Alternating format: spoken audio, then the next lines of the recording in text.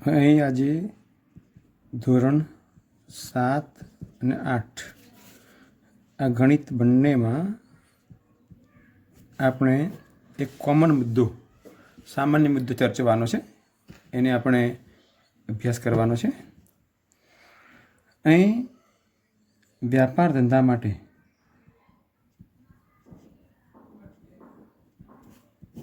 આપણે ઘણીવાર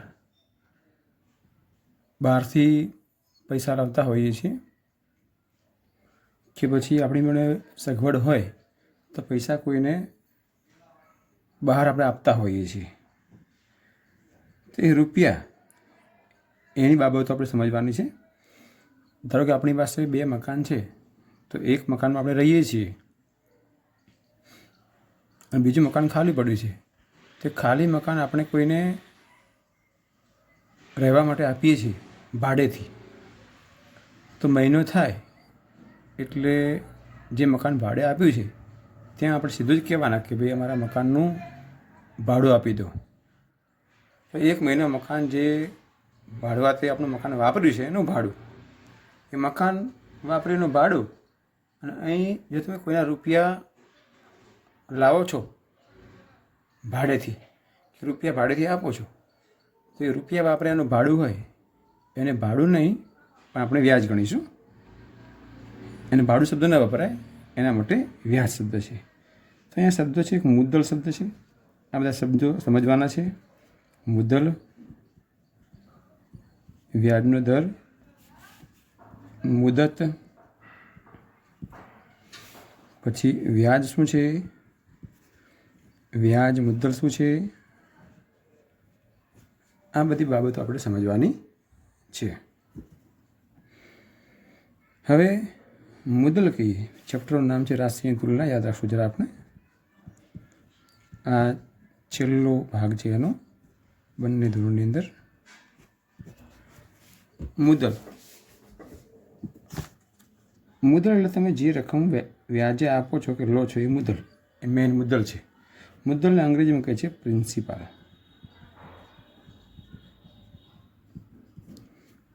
મુખ્ય રકમ તે વ્યાખ્યા બનાવી આપણે કે વ્યાજે આપેલી કે લીધેલી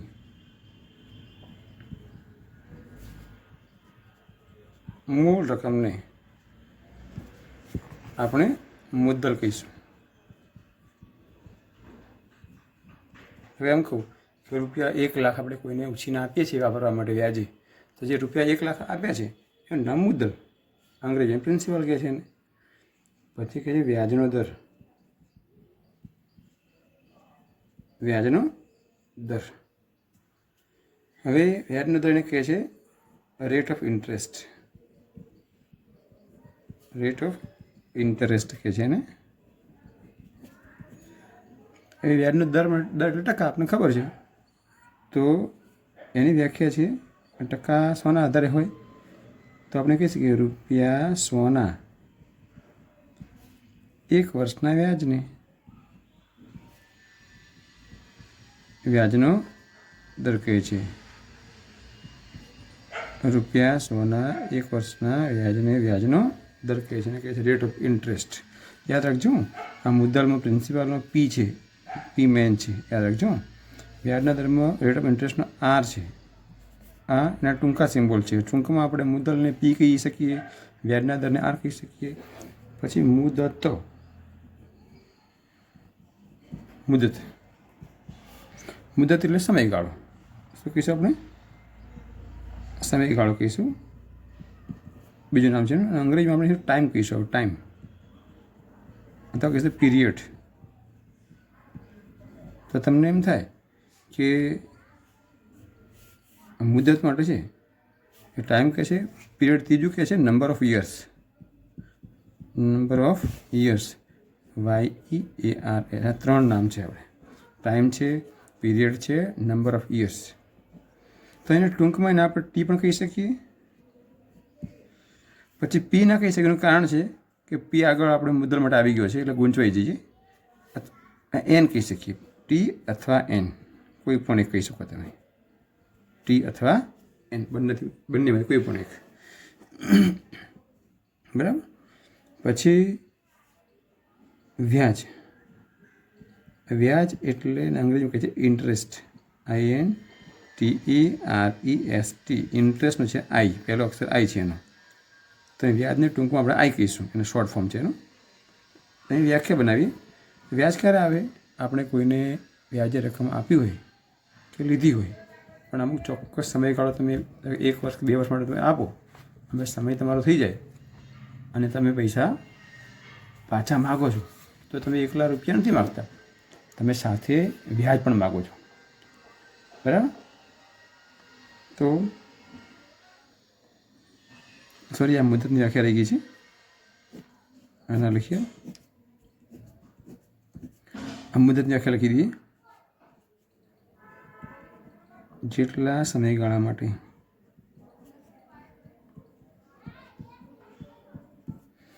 રકમ વ્યાજે આપી હોય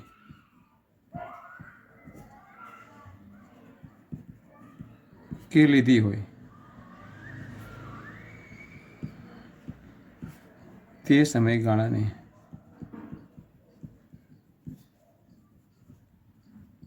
મુદત કહે છે. જેટલા સમયગાળા માટે રકમ વ્યાજે આપી હોય કે લીધી હોય એ સમયગાળો એટલે મુદત. અંગ્રેજીમાં ટાઈમ પીરિયડ અથવા નંબર ઓફ યર્સ, શોર્ટમાં ટી અથવા એન નામથી કહીશું. હવે વ્યાજ. વ્યાજ એટલે તમે 1 લાખ કોઈને આપ્યા છે અને અમુક સમય પછી કે 6 કે 12 મહિના સમય તમે આપ્યો હોય અને પછી એકલા રૂપિયા પાછા ના આવે, સાથે વ્યાજ પણ પાછું આવે છે, રૂપિયાનું ભાડું. તો એ 1 લાખ ઉપર જે વધારાની રકમ આવે છે એનું નામ છે વ્યાજ. તો સમયગાળો હોય નક્કી એટલે મુદત કહીએ. મુદતને અંતે મુદ્દલ ઉપરાંત, મુદ્દલ એટલે શું? મૂળ રકમ. મુદ્દલ ઉપરાંત પાછી મળતી કે ચૂકવવી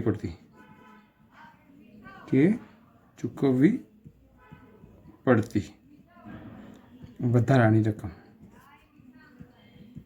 ને વ્યાજ કહે છે.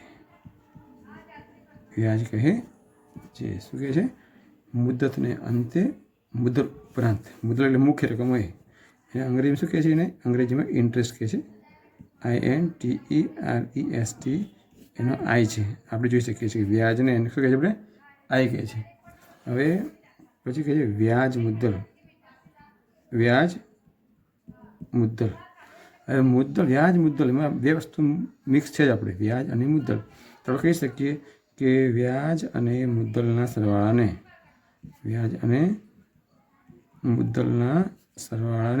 શું કહે છે? આપણે વ્યાજ મુદ્દલ કહીએ છીએ. વ્યાજ અને મુદ્દલના સરવાળાને વ્યાજ મુદ્દલ કહે છે. એને અંગ્રેજીમાં કહે છે અમાઉન્ટ. AMOUNT. અમાઉન્ટનો એ. તો આ શબ્દ યાદ રાખવાના છે. હવે આ વ્યાજ મુદ્દલ બીજું નામ પણ છે, એ આપણે કહી દઈએ. વ્યાજ મુદ્દલને બીજું નામ છે રાશ પણ કહે છે. શું કહે છે? રાશ કહે છે. બીજું નામ છે રાશ પણ. વ્યાજ મુદ્દલ અથવા રાશ 2 નામ છે. અને અંગ્રેજીમાં કહે છે અમાઉન્ટ. અમાઉન્ટનો એ. બરાબર છે. શબ્દ જોઈએ કે મુદ્દલ એટલે પી, પ્રિન્સિપાલ. વ્યાજનો દર રેટ ઓફ ઇન્ટરેસ્ટનો આર. મુદત એટલે સમયગાળો, ટાઈમ અથવા નંબર ઓફ યર્સ, અને ટી અથવા એન. વ્યાખ્યા બનાવી. વ્યાજ મુદતને અંતે મુદ્દલ ઉપરાંત પાછી મળતી કે ચૂકવવી પડતી વધારાની રકમને વ્યાજ કહે છે. એને ઇન્ટરેસ્ટનો આઈ કહે છે. બરાબર છે. વ્યાજ મુદ્દલ. વ્યાજ અને મુદ્દલના સરવાળાને વ્યાજ મુદ્દલ કહે છે. એને અમાઉન્ટનો એ કહે છે. અહીં તમે જોઈ શકો છો. આ બધા મુદ્દા આપણે જોયા છે. તો આ તમામ મુદ્દા જોયા પછી આપણે આનું પદ કેવી રીતે આવે છે એ પદ પણ સમજવું પડે. આ પદ સમજવું હોય તો આપણે આખોનો અભ્યાસ કરવો પડશે. એમ કે હવે મુદ્દલ છે. મુદ્દલ શેમાં હોય છે? મુદ્દલ તો રૂપિયામાં હોય. મુદ્દલ રૂપિયામાં એટલે મતલબ રૂપિયા એટલે મુદ્દલ. રૂપિયા એટલે મુદ્દલ. પછી વ્યાજનો દર. વ્યાજનો દર એટલે શું કહીએ દેશી ભાષામાં? એટલે ટકા. શું કહીશું આપણે? ટકા કહીશું આપણે. હવે ટકા એ શોના આધારે હોય? ટકા કયા સ્વરૂપ હોઈ શકે? ટકા ધારો કે 8% હોય, 8%. એનો મતલબ શું?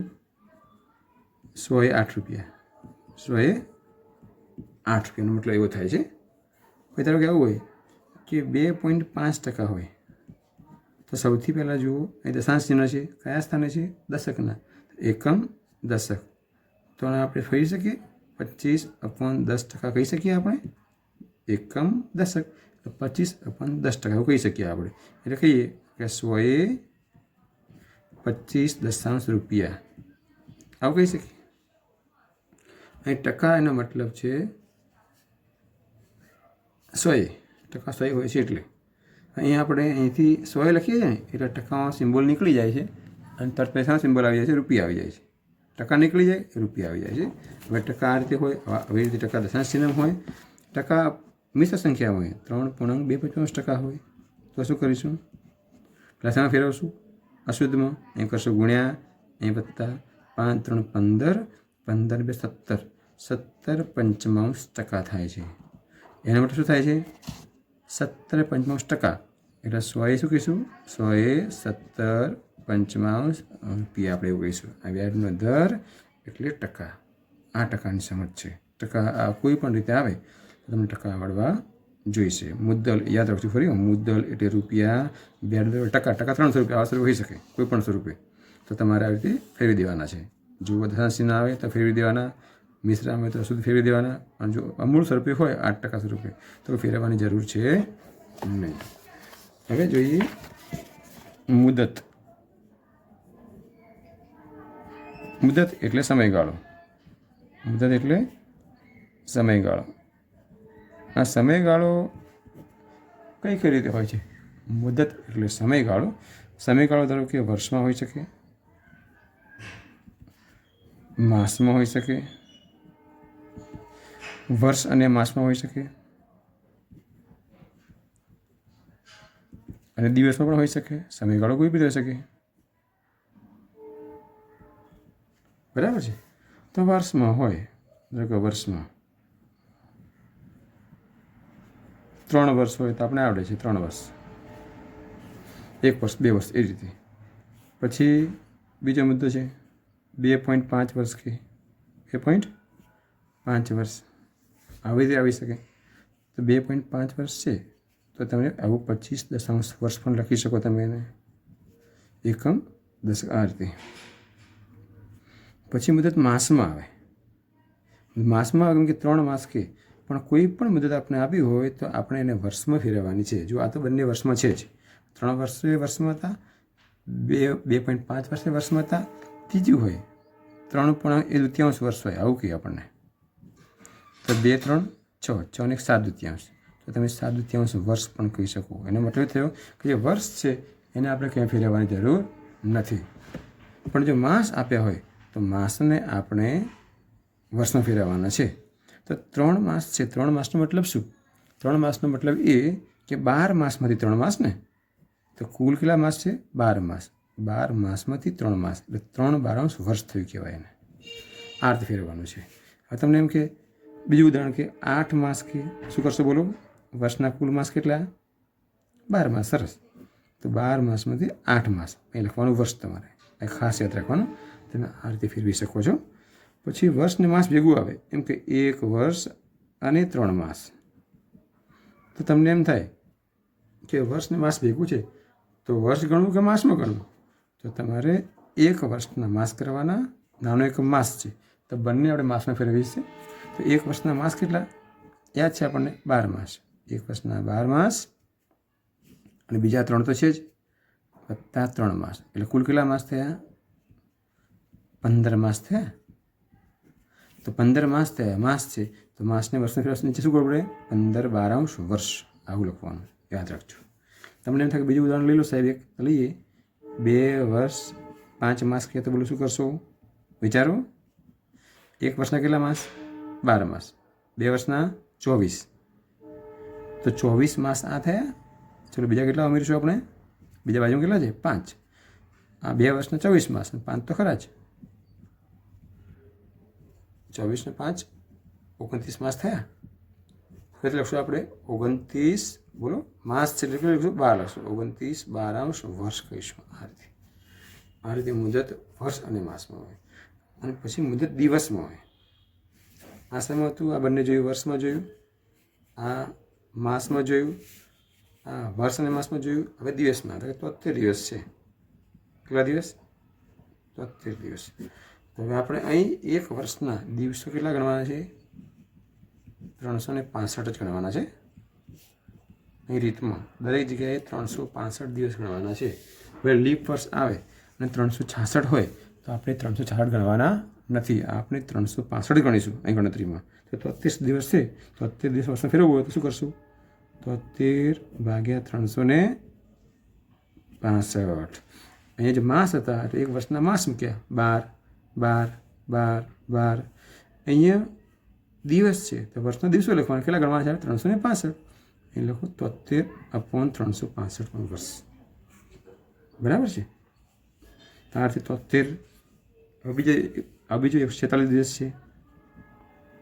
આવી રીતે આવે તો શું કરશું? બોલો 146/365 વર્ષ. ટૂંકમાં થયું કે જો માસ આપેલા હોય અને વર્ષમાં ફેરવવા છે તો માસ મૂકવાના છે, વર્ષના કુલ માસ 12 મૂકવા અને વર્ષ લખવું.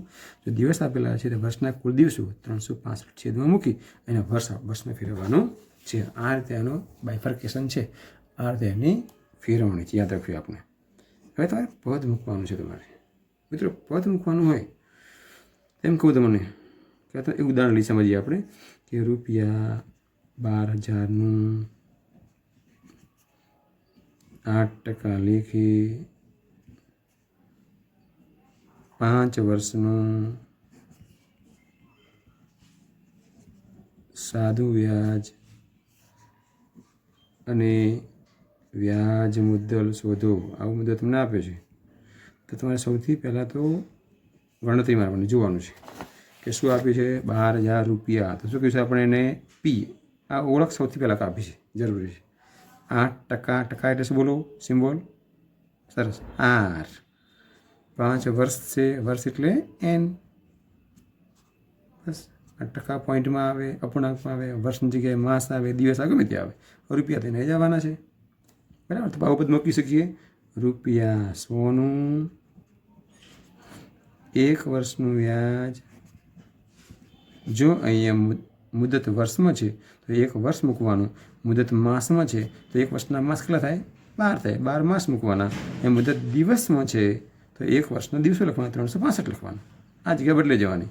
અહીંયા વર્ષ છે તો 1 વર્ષ લખવાનું. અહીંયા માસ છે તો અહીંયા 12 માસ લખવાના. અહીં દિવસો આપેલા છે મુદતમાં 365 દિવસ લખવાના. રૂપિયા 8% એ 8 રૂપિયા થઈ જાય. માટે રૂપિયા કેટલાનું? 12,000નું. જે સમય શોધવાનું છે કેટલા સમયનું? 5 વર્ષનું. તો 5 વર્ષનું વ્યાજ કેટલું? રૂપિયા 100નું 1 વર્ષનું વ્યાજ રૂપિયા 8. તો રૂપિયા 12,000નું 5 વર્ષનું વ્યાજ કેટલું? આપણે એ રીતે આપણે ગણવાનું છે. તો મિત્રો જોઈશું આપણે આ ઓળખ છે, આ પદ બને છે, પછી આપણે એને ગોઠવવું પડશે. એને આ ગોઠવણી થાય છે 12,000 શું શોધીએ આપણે? વ્યાજ સુધી છે ને, વ્યાજ એટલે શું શોધવાનું છે? આપણે આઈ શોધવાનું છે. યાદ રાખજો, આપણે આઈ શોધીએ છીએ. 12,000 આ વ્યસ્ત થઈ જાય. 100 ઉપર ગુણ્યા 5 ઉપર ને 1 નીચે ગુણ્યા 8 ઉપર આવશે. અહીં તમે આ બધાની ગોઠવણી આરતી કરી શકો છો. તો અહીં સૂત્ર સ્વરૂપે બને છે. એ સૂત્ર બને છે આઈ બરાબર શું? આઈ શોધવાનો છે એટલે આઈ 12,000 શું છે? જો રૂપિયા છે એટલે પી, પછી ગુણ્યા 5 શું છે? વર્ષ છે. 8 શું છે? ટકા છે. તો ટકા માટે આર મૂકો અને વર્ષ માટે એન મૂકો અથવા ટી મૂકો. ટી મૂકો અથવા એન મૂકો. છેદમાં કેટલા છે? 100 છે બધી જગ્યાએ. સૂત્ર બની ગયું આઈ બરાબર પી આર ટી ભાગ્યા 100 અથવા આઈ બરાબર પી આર એન ભાગ્યા 100. આ વ્યાજ શોધવાનું સૂત્ર બની ગયું આ પદના આધારે. આ રીતે બધા જ સૂત્રો બને છે. આપણે સૂત્રો લખીએ છીએ. હવે એ તમારે યાદ રાખવાના છે. આપણે જોયું કે મુદલ શોધવા માટે સૂત્ર કઈ બન્યું? આપણે હાલ જોયું ને આપણે આઈ બરાબર PRN ભાગ્યા 100. એન જગ્યાએ તમે ટી મૂકી શકો, એન અથવા ટી. આ બંને PR તો બંને ખરા છે, પણ એન ના મૂકો ટી મૂકો, ટી ના મૂકો તો એન મૂકો. બરાબર. હાલ લગભગ ચલણમાં ટી વધારે ચાલે છે. પછી એવી રીતે તમારે વ્યાજનો દર શોધવો છે. વ્યાજનો દર. બીજું જોઈએ મુદત સુધી, મુદત શોધવા માટે, પછી મુદલ શોધવા માટે. આ બધા સૂત્રો છે, યાદ રાખશું. વ્યાજનો દર એટલે શું થાય? સિમ્બોલનો બોલો આર થાય છે. આર બરાબર 100 ગુણ્યા આઈ છેદમાં PR ટીના અંદર PR ટીમાં આર આવી ગયા છે તો પી અને એન બાકી મૂકવાના. બરાબર છે. એવી રીતે મુદત એટલે એન શોધવું હોય અથવા ટી શોધવું હોય અથવા ટી કહીએ તો સૂત્ર એનું જ છે 100 ગુણ્યા આઈ. અહીંયા એન ટી આવી ગયું છે. શું વધ્યું? પી ગુણ્યા આર. યાદ રાખવાનું PRTની જોડી છે. PRTની ઉપર બધામાં 100 ગુણ્યા આઈ 100 ગુણ્યા એ તમારે PR ને એન શોધવું છે ને તો ઉપર તો બધામાં 100 ગુણ્યા આઈ 100 ગુણ્યા આઈ 100 ગુણ્યા એ જ આવશે. પણ અહીંયા આર મૂકે છે તો PRTમાં શું બાકી રહ્યું? આર આવી ગયો તો પી ને એન બાકી રહ્યું. અહીંયા એન આવી ગયો અથવા ટી આવી ગયો તો પી ને આર બાકી છે. હવે મુદ્દામાં પી વધવાનું છે તો પી બરાબર ઉપર તો 100 ગુણ્યા આવી આવશે, સેમ બધા વખત જેવું. અહીંયા પી આવી ગયો છે, શું મૂકશો? આર ગુણ્યા ટી. તમે યાદ રાખજો, તમે ટી અથવા એન બંનેમાંથી કોઈ પણ મૂકી શકો છો. પસંદગી તમારી છે દરેક જગ્યાએ. હવે તમારે વ્યાજ મુદ્દલ શોધવું છે. વ્યાજ મુદ્દલ શોધવું છે. વ્યાજ મુદ્દલ શોધવું હોય તો વ્યાજ મુદ્દલ એ થાય છે એ બરાબર પી પ્લસ આઈ, મુદ્દલ અને વ્યાજનો સરવાળો. મુદ્દલ અને વ્યાજનો સરવાળો. આ મુદ્દલ અને આ વ્યાજ. હવે હું ટૂંકી ભાષામાં લખું છું, સિમ્બોલિક લેંગ્વેજમાં લખું છું, યાદ રાખવાનું તમારે. હવે તમારી પાસે ધારો કે પી શોધવો છે. ધારો કે તમારી પાસે શું છે? વ્યાજ મુદ્દલ અને વ્યાજ તમારી પાસે છે.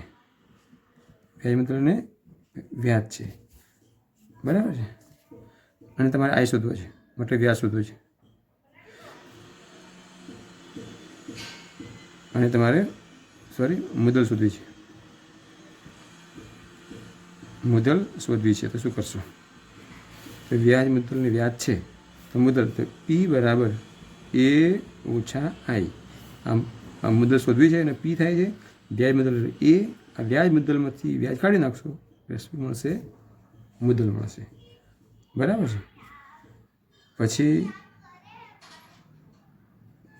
તમારી પાસે વ્યાજ મુદ્દલ ને મુદ્દલ છે. વ્યાજ મુદ્દલ અને મુદ્દલ છે અને તમારે શું શોધવું છે? વ્યાજ શોધવું છે. બરાબર. વ્યાજ મુદ્દલ અને મુદ્દલ છે તો વ્યાજ શોધવું છે. વ્યાજ મુદ્દલ શું? એ આ પી. અને આઈ શોધવું છે તો આઈ બરાબર એ ઓછા પી. આ સૂત્રો છે, યાદ રાખવાના. બધા મહત્વના સૂત્રો છે, યાદ રાખવા. ઘણી વાર આપણને આ સૂત્ર આવડે, દાખલો ઇઝી બની જાય છે. પણ હોવું જોઈએ, આપણે ઓળખાણ હોવી જોઈએ કે રકમ વ્યાજ સહિત છે. વ્યાજ સહિત એટલે વ્યાજ મુદ્દલ, વ્યાજ મુદ્દલ એટલે વ્યાજ મુદ્દલનો સરવાળો. એ બધું આપણને ખ્યાલ હોવો જોઈએ. હવે અહીં જો મુદત માસમાં હોય,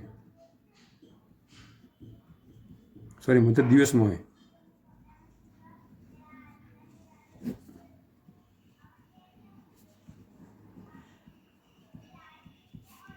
મુદત દિવસમાં હોય તો કોઈ વાર આપણને 73 ઘડીની જરૂર પડી જાય છે. તો 73 ઘડી લખી દઈએ. 73 એકા 73, 73 2 146, 73 3 219, 73 4 292, 73 5 365, 73 6 438, 73 7 511, 73 8 584 અને 73 9 657 અને 73 10 730. આ રીતે ઘડિયાળની જરૂર પડે છે. તો ઘડિયો પણ આપણે મુખપાઠ હોવો જોઈએ. મુદત દિવસમાં હોય એટલે છેદ ઉડાવવા માટે આની જરૂર પડતી હોય તો આ ફક્ત સંદર્ભના ભાગરૂપે લખ્યો છે. અભ્યાસના ભાગરૂપે નહીં, પણ તમને આવડતો હોય તો દાખલા ગણવામાં તમારે સરળતા રહેશે. બરાબર છે? આ મુદત દિવસમાં હોય ત્યારે. હવે બીજો મુદ્દો છે, મુદત દિવસમાં હોય, મુદત દિવસમાં હોય, દિવસમાં શોધવાનું કીધું હોય, દિવસમાં શોધવાની કહ્યું હોય,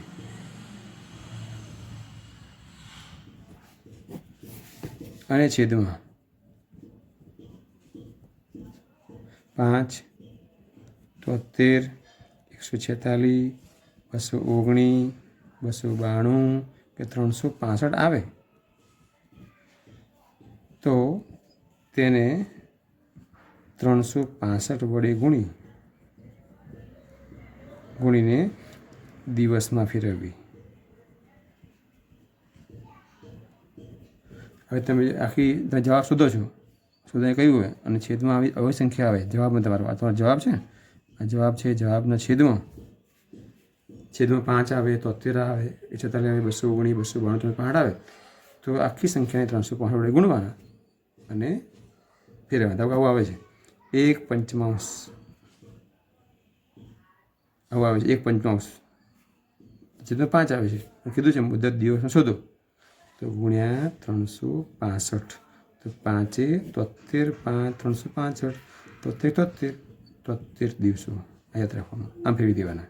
એટલે છેદમાં આવી રીતે 5 આવે, 73 આવે, 146 આવે, 219 આવે, 292 આવે, 365 આવે તો 365 વડે ગુણી અને આપણે એનો જવાબ મેળવી દેવાનો દિવસોમાં. પછી કોઈ વાર મુદત માસમાં શોધવાની કહ્યું હોય,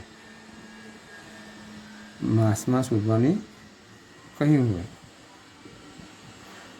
અને જવાબમાં છેદમાં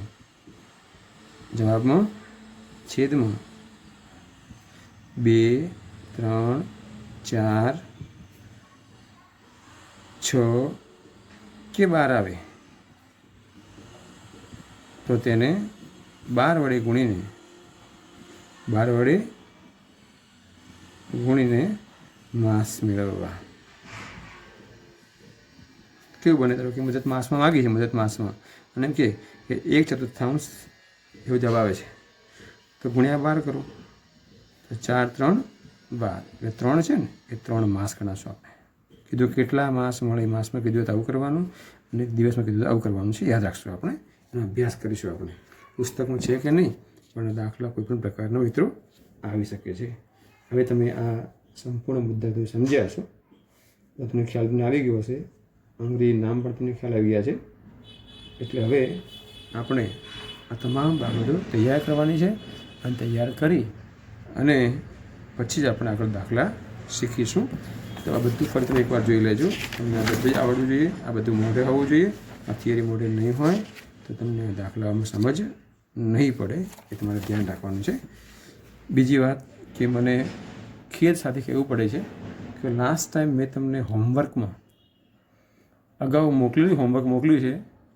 આવો એક પ્રયોગ કર્યો તો મેં નવતર પ્રયોગ કે કોઈ બાળક પૂરું કામ જુએ છે ખરો, અને જોઈ અને પછી જે કામ મોકલ્યું છે એ જ કામ ફરી આવે છે તો કોઈ વિદ્યાર્થીએ ફોન કરીને નથી પૂછ્યું કે સાહેબ એનું એ હોમવર્ક પાછું તમે કેમ મોકલ્યું છે, હું ચકાસણી કરું છું. એનો મતલબ એ થયો છે કે તમે બરાબર વિડીયો જોતા નથી, હોમવર્ક કરતા નથી, એવું સાબિત થાય છે. તો હવે હોમવર્ક નથી જોતા અને વિડીયો જોતા નથી અને ફક્ત ગેમ રમવામાં તે સમય ફાળવો છો, તો એના માટે હવે ચોક્કસ એક્શન લેવાશે અને શાળા તત્પર બનશે અને તમારે એમાં જોડાવવું પડશે. બરાબર છે? ખાસ ખ્યાલ રાખજો. અને આ તમે તમામ બાબત સમજ્યા હશો એ આશા સાથે હું આજનું લેક્ચર પૂરું કરું છું. અને આ તમામ થિયરી તૈયાર કરવાની છે અને ફોનથી દરેક બાળકને આ થિયરી પૂછવામાં આવશે અને સમજવી ન સમજ પડે તો ફોનથી મને ટેલી કરી, મને ફોન કરી અને તમે પૂછી શકો છો, સમજી શકો છો.